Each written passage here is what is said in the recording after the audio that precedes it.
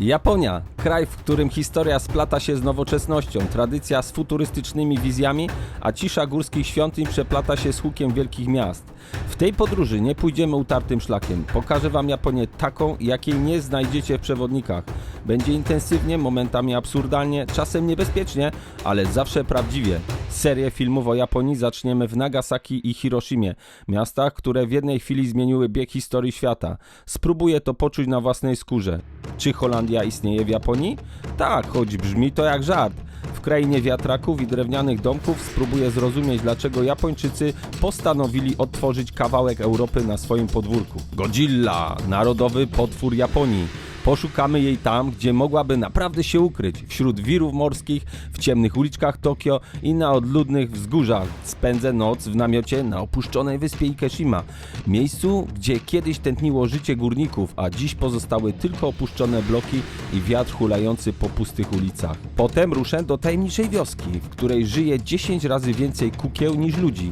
Co stało się z jej mieszkańcami? Skąd te kukły i po co ktoś je stworzył? Spotkamy kobietę, która za tym wszystkim stoi i spróbujemy zrozumieć jej wizję, a może nawet odkryć, czy w tym opuszczonym miejscu naprawdę coś straszy?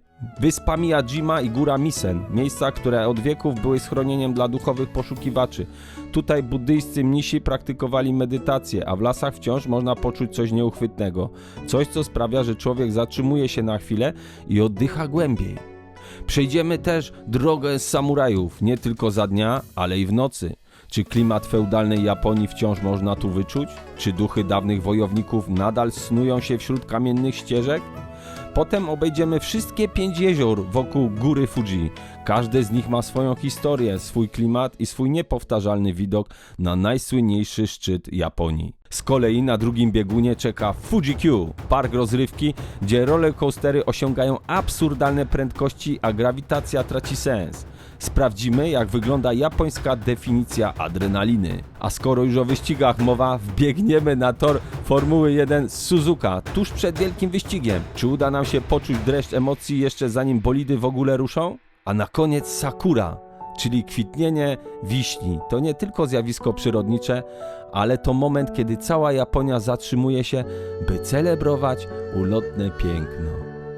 To będzie podróż inna niż wszystkie. Nie przewodnik, nie katalog zabytków, żywa opowieść o Japonii, której nie znajdziesz w folderach turystycznych. Zapinajcie pasy. No to co? Kręcimy przygodę.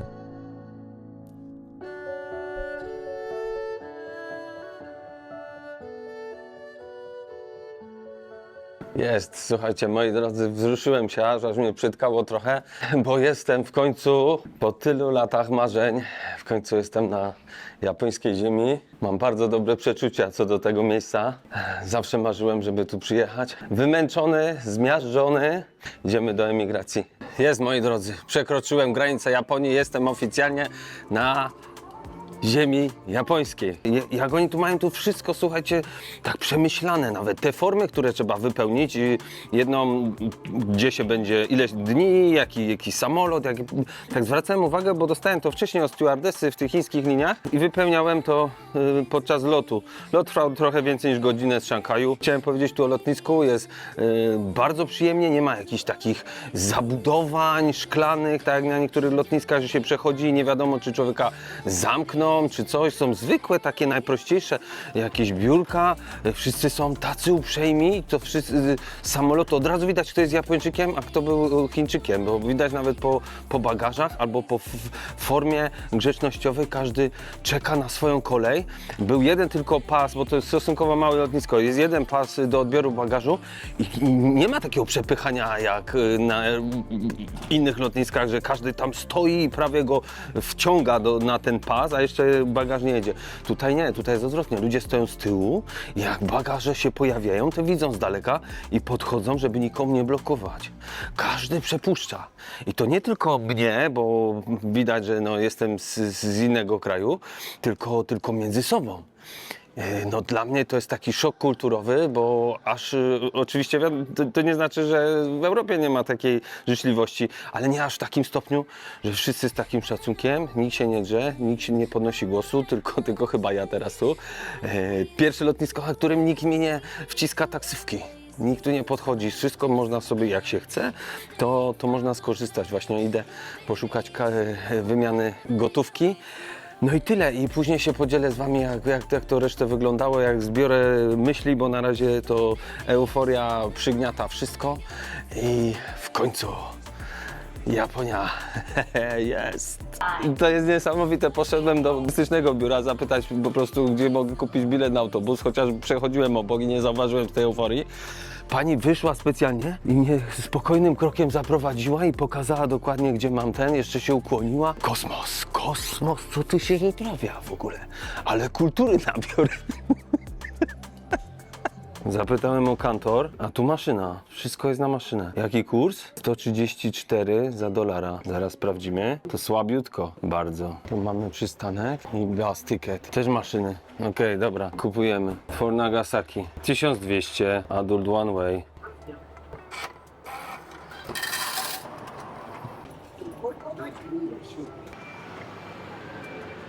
Nie mogę się przyzwyczaić do tej kultury. Tutaj bagaże na różne przystanki jadą do centrum. Pokazałem panu kierowcy, który jest ubrany w ogóle w mundur, nawet z czapką, garnitur, który sam pakuje te walizki. Mój wsadził tu do środka po sprawdzeniu mapy. Nie wiem, z pół minuty patrzył dokładnie gdzie. Ja jestem w jakimś szoku. Po prostu jeszcze on ten bagaż wziął i wniósł. Jest tu taka etykieta, że nie wolno głośno gadać przez telefon w busie.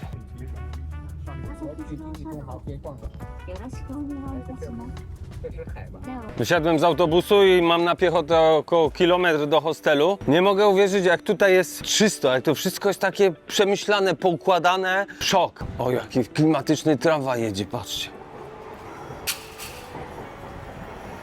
Jedynka. Kraków na Salwator. No tu trzeba jakoś przejść chyba. Tak trochę na przypale jak zwykle. Początkowo jak wsiadłem do autobusu, to byłem zdziwiony, że nie były sprawdzane bilety. Tutaj jest odwrotnie. Bilety są sprawdzane przy wysiadaniu. Trzeba oddać panu kierowcy bilet. Holendrzy tutaj sobie urzędowali od 1636. Z takiego automatu można otrzymać napoje. Kupiłem sobie czarną kawę.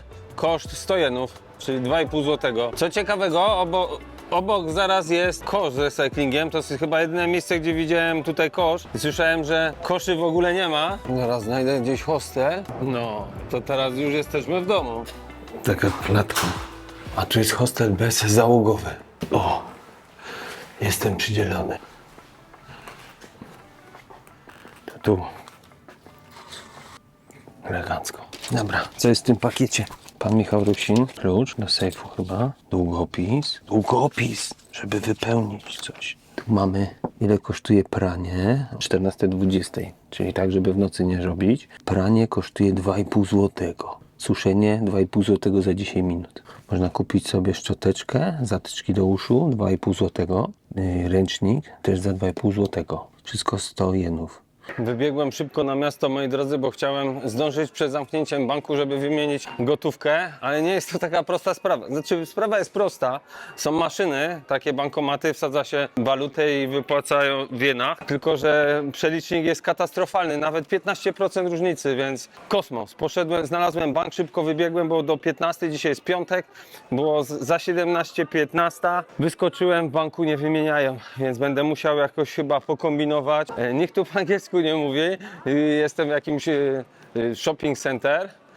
Myślę, że znajdę tu na pewno jakiś bankomacik. Co jest fajne, na powierzchni miasta Nagasaki jest darmowy internet Wi-Fi. Załatwienie SIM karty też nie jest takie proste. Poszedłem do głównego operatora NTT do Mono. Pani powiedziała, że można SIM kartę w sklepach wielobranżowych, a w takim salonie nie ma takiego czegoś. Tu tylko jest abonament. Nie jest to taki łatwy start, ale challenge są dobre. Jest, udało się, mam kartę. Pani, która z warzywniaka chodziła ze mną chyba z pół godziny po różnych sklepach, bankach, urzędach, pytać się, gdzie mogę taką fizyczną kartę dostać. Ludzie nie wiedzieli, o co chodzi. Nie wiem, czy już się przestawili. Na eSIM-y koszt 5780 jenów, czyli około 150 zł. Wziąłem full pakiet 55 giga na miesiąc. Więc nie ma takiej tragedii.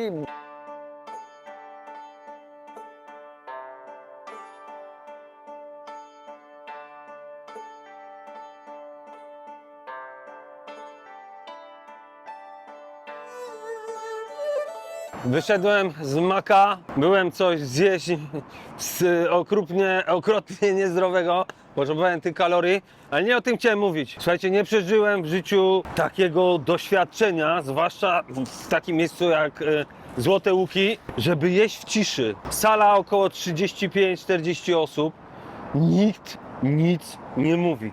Czasem tam młode osoby coś szepczą do ciebie, szepczą. Pan czyta książkę, druga pani tak samo. Każdy skupiony na jedzeniu. Parę osób na telefonach, ale to nie jest aż taki procent jak w innych krajach, gdzie każdy potrzebuje tych bodźców dopaminowych cały czas i słychać było tylko szelest chrupiących frytek albo ruch słomki po plastikowym wieczku.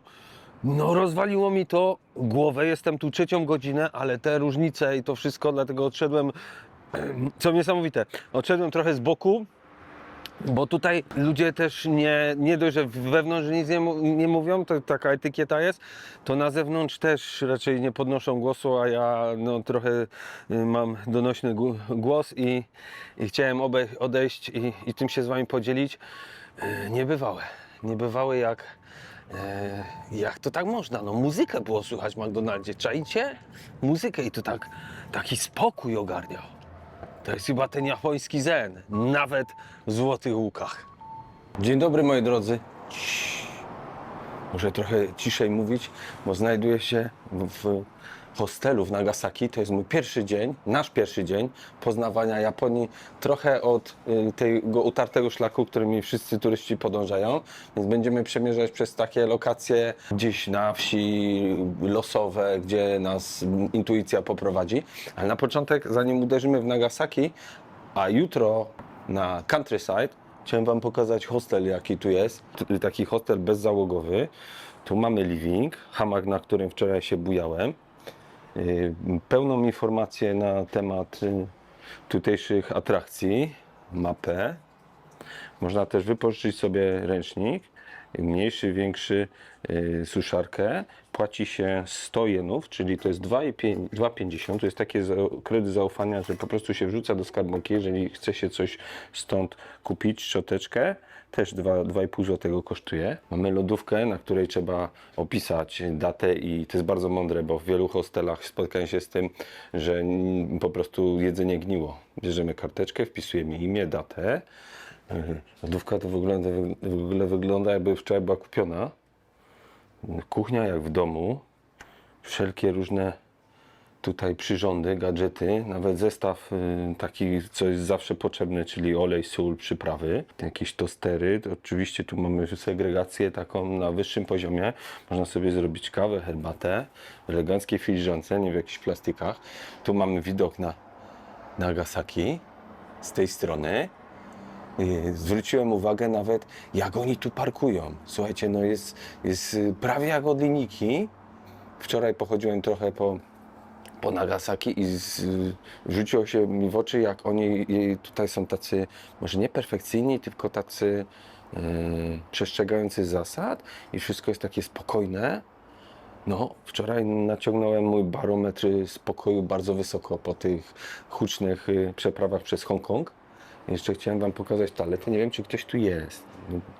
Halo, cześć. Zaraz zapykamy, ale chyba nie ma jego. Chciałem wam pokazać toaletę, bo to jest ta toaleta z tych kosmicznych. I powiem wam, korzystałem dzisiaj. Tutaj jest dla każdego rozkminy. Wiem, że to jest po siku, po kupie, zależy ile wody potrzebna. To nie mam pojęcia, do czego to steruję. Będę później tłumaczył. Tu mamy jakby podmyjkę. Tu można nawet się od ziemi podnieść, jeżeli jest jaka potrzeba mocnego strumienia. No, ciekaw jestem. A w ogóle deska jest podgrzewana. Jak się siada. 2 rolki papieru, jakby jednej starczyło, jedna jest w zapasie.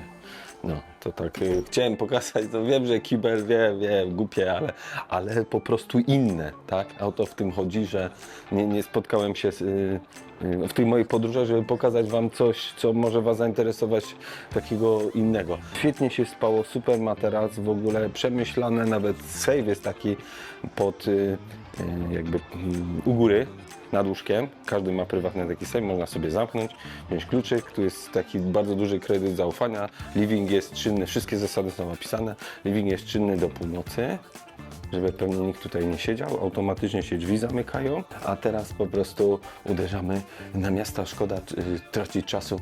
Chodźcie ze mną. Patrzcie, z 18 stopni, a ludzie chodzą tu pod parasolami w obawie przed słońcem, nie lubią się opalać. Z tego można dostać raka skóry. Zrobię zbliżenie.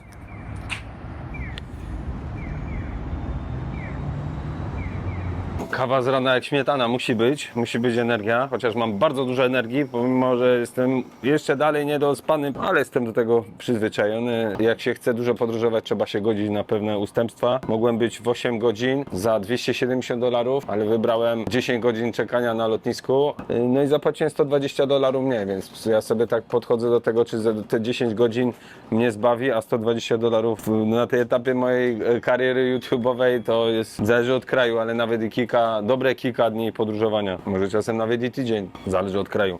Tu w Japonii celuję, że może nawet to będą i 3 dni. Kawka kupiona, o pyszna, jak z automatu to naprawdę dobra. Wczoraj tak krążyłem, słuchajcie, wieczorem tutaj i próbowałem znaleźć jakiś kosz na śmieci. Tam są wystawione takie, jak widzicie, w oddali niebieskie, ale to są kosze z restauracji. To nie są kosze takie publiczne i nie ma tutaj koszy.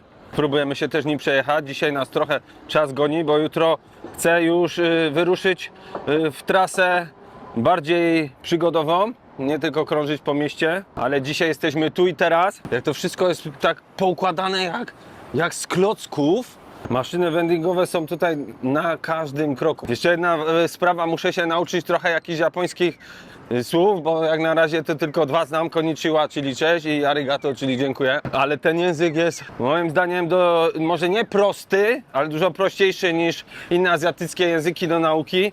Dlaczego? Bo ma dużo samogłosek. Jest taki sylabowy. Ba.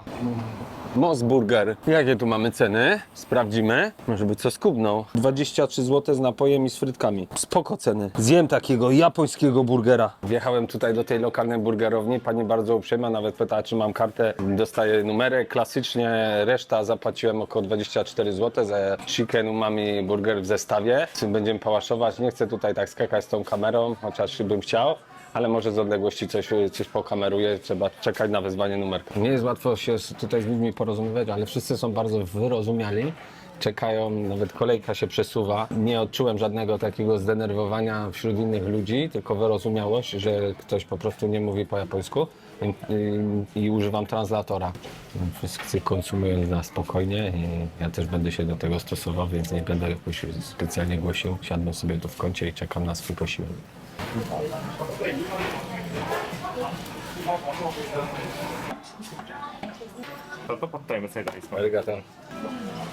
Na to, że co pięknie zamówię, to żadna alkohola, to jest po prostu kawczar. Wskazałem palcem na czarny napój i no nie przetłumaczyłem, że to jest kawa, no nie? Ale dobra, ciekawe, rzeczywiście tak. Można się doszukać smaku umami, czyli kwintesencji wszystkich 5 standardowych smaków. Ja jestem uczulony strasznie na papierowe słomki. Naprawdę mogliby w inny sposób ratować planetę od plastiku. Wziąć się za duże firmy, które to rzeczywiście produkują, a nie kawałek, parę rurek. Wiem, miliony, ale jeśli chodzi o ogół, to jest pewnie 0,0000001% plastiku produkowanego na świecie. I pyk po japońskim burgerze. Bardzo dobry, ciekawy. Kawa też dobrze weszła. Chociaż się uśmiałem, wyobraźcie sobie moją minę, jak ugryzłem parę razy burgera, chciałem przepić kolą i nagle o kurczę, a to czarna kawa. No tak tu jest, ale Nie wiem, po prostu jestem tak naładowany fantastycznie w tym kraju. Dopiero co wylądowałem, a już nie chcę wyjeżdżać. Nie wiem w ogóle, jak mam przekazać te swoje emocje, bo krąży we mnie pełno endorfin. Nie wierzę. Zaczyna się. To jest tu pierwsze, słuchajcie, kwitnące wiśnie. Chyba zrobię sobie takie zdjęcie, co jest klasyczne gdzieś na jakichś profilach, takie. Mówię, ty, jak pachnie. I tak, panie z reguły nurkują tak całym nosem w kwiatach. Trochę mnie humorek trzyma, ale tak, to jest pierwsza kwitnąca wiśnia, jaką widzę. Wiśnie kwitną sukcesywnie od południa na północ. Będzie się ten front kwitnących wiśni przesuwał. Ja będę podążał i wy razem ze mną, mam nadzieję, również w tym północnym kierunku. Nagasaki to miasto, które przeżyło dwa wielkie dramaty: prześladowania chrześcijan i atak atomowy. Na wzgórzu Nishizaka znajduje się pomnik 26 męczenników, który przedstawia 26 postaci w różnych pozach, nawiązujących do ich cierpienia i determinacji. Oto krótka historyjka o nich. W 1543 roku portugalscy kupcy płynący do Chin przez przypadek wylądowali na japońskiej wyspie Tanegashima. Byli pierwszymi Europejczykami, jakich zobaczyli Japończycy. Przywieźli ze sobą coś, co zrobiło prawdziwą furorę – broń palną. Władcy feudalni szybko dostrzegli w tym przewagę militarną i zaczęli handlować z Portugalczykami. Wraz z handlem przyszła religia. Portugalczycy nie tylko sprzedawali towary, ale przywieźli też jezuitów, którzy zaczęli ewangelizować Japonię. W niektórych regionach szło im bardzo dobrze. 50 lat później do Japonii przypłynął hiszpański statek San Felipe, który został przejęty przez Japończyków. Jego kapitan popełnił fatalny błąd.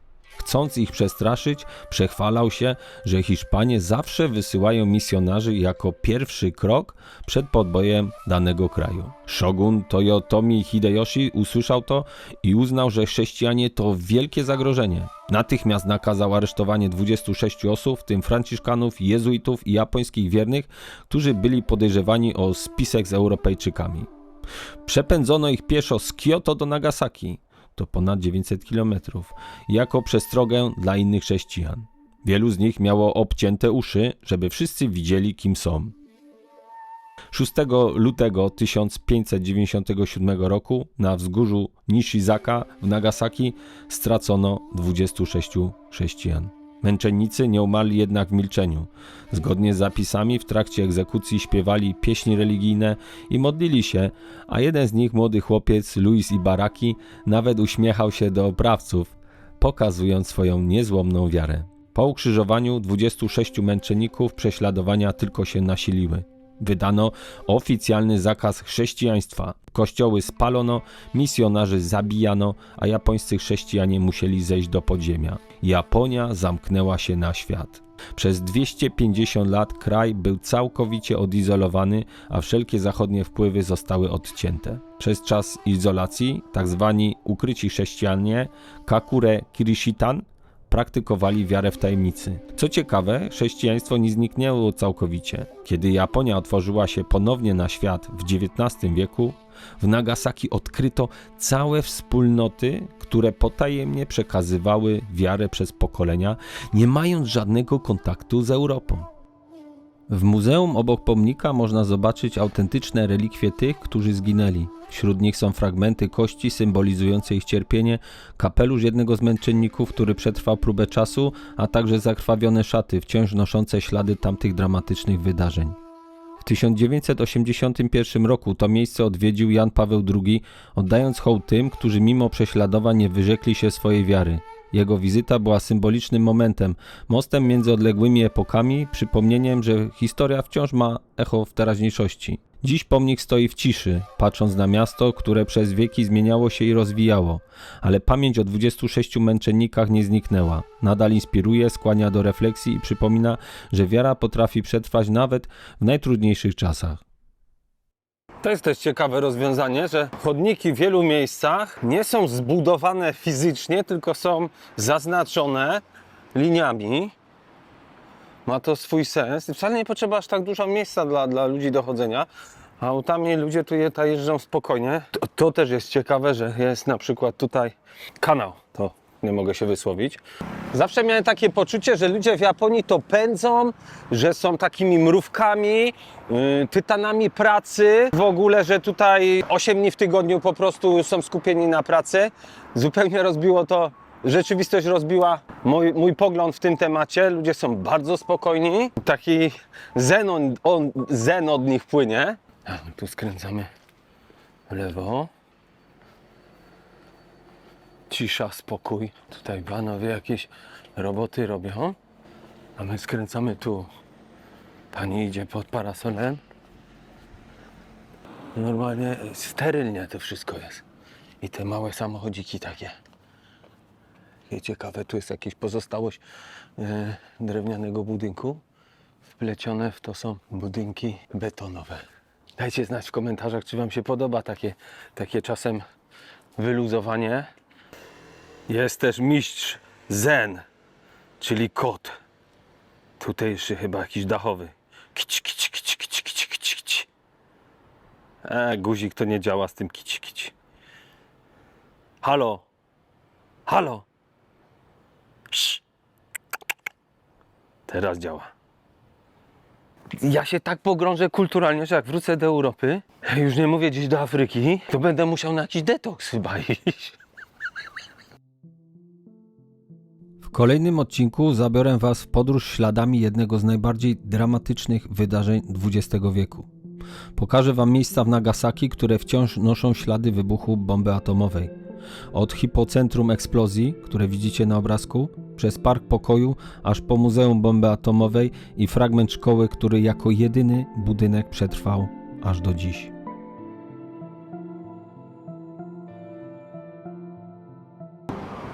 Dotarłem pod taką knajpę. Ciekaw jestem, czy jest otwarte, ale chyba wbijamy. Ale się zapytam. Trzeba chwilę poczekać, bo jest tyle ludzi. Po prostu jest sporo miejsc, jest ciasno, ale za chwilę powinno się zwolnić.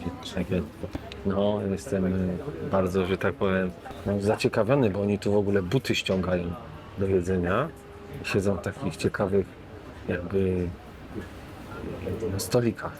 No, nie wiem, jak to mam określić. Głupio mi filmować tak naprawdę. Może jakoś z boczniaka się uda.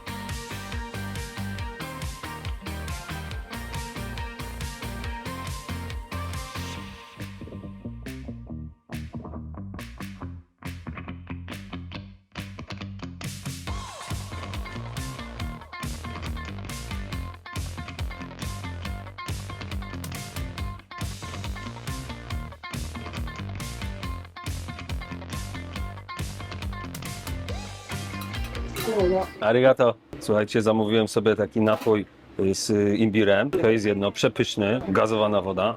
Oprócz tego woda w gratisie, ręczniczek do wytarcia. Słuchajcie, pałeczki i szpachelka, żeby sobie z tego nie dotykam, bo ten blad jest na pewno gorący. Okonomiyaki, tak to się tutaj nazywa, czyli placek z kapusty. Ja mam z kiczy, z serem, zieloną cebulką na wypasie i to zapewne na ten talerzyk, bo obserwowałem, jak też inni to jedzą i muszę wziąć trochę przykład.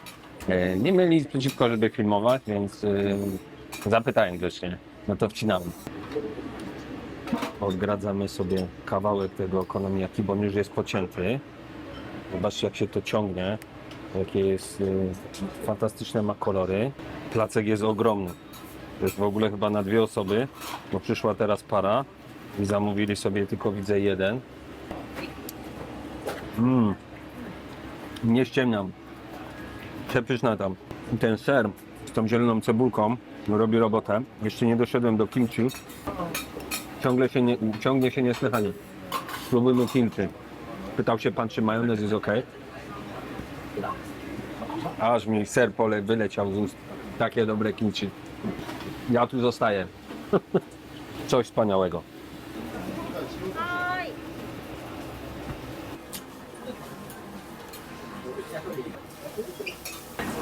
Arigato.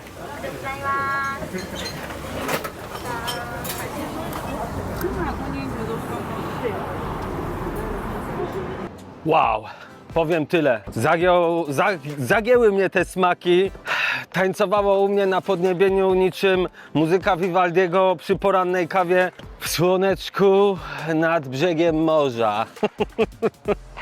Uwaga, żebym nie przeszedł na czerwonym świetle. A zaraz, którą stronę? Dobra, mogę przejść na tamtą stronę. Słuchajcie, zapłaciłem 2170 jenów, chyba coś koło 50 paru złotych za porcję, którą nie mogę biec, bo zjadłem na 140% swoich możliwości. Widziałem obok przy stolikach, że jedli taką porcję na 2 osoby. Nie było mniejszych, to był jeden tylko rozmiar, ale zmieściłem, no bo co bym miał zostawiać jak takie pyszności. I do tego jeszcze taką lemoniatkę z imbirem. Fantastico! Następne marzenie spełnione. Zjeść okonomiyaki w Japonii. Cyk! Ależ mnie ten cukier, węglowodany kopnęły. Muszę japoński poćwiczyć zaraz.